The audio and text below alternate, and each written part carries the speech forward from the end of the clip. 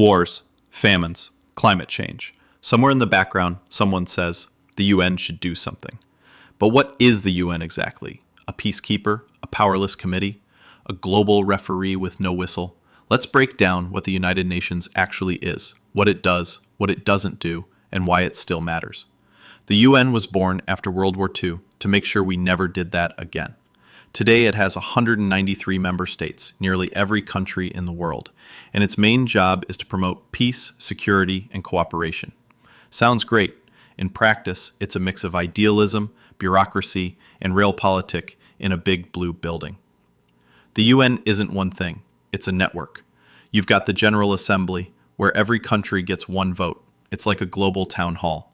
Then there's the Security Council, the real power players. 15 countries, 5 permanent ones with veto power. The US, UK, France, China, and Russia.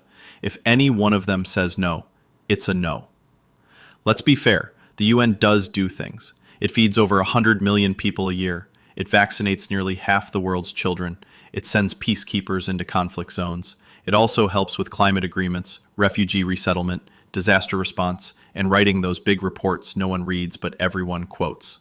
But here's the part no one likes to admit. The UN doesn't enforce peace. It asks for it. It doesn't intervene unless the big powers let it. So when genocides happen, or invasions, or war crimes, the UN might issue a statement or pass a non-binding resolution. But real action, that depends on politics and vetoes.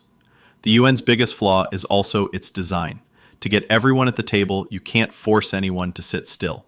The veto gives major powers control. So when Russia invades Ukraine or Israel bombs Gaza and a veto-wielding country is involved, don't expect much more than outrage and paperwork. It's global politics, not global government. Not quite. The UN is slow, flawed, and often frustrating, but it still feeds people, helps refugees, sets global goals, and it's often the only table where everyone, even enemies, show up and speak. In a world this divided, that still counts for something. So what does the UN do? A little bit of everything. Not enough of what people want, and more than most people realize. It's not a world government, but it is a mirror of our divisions, our hopes, and our limits.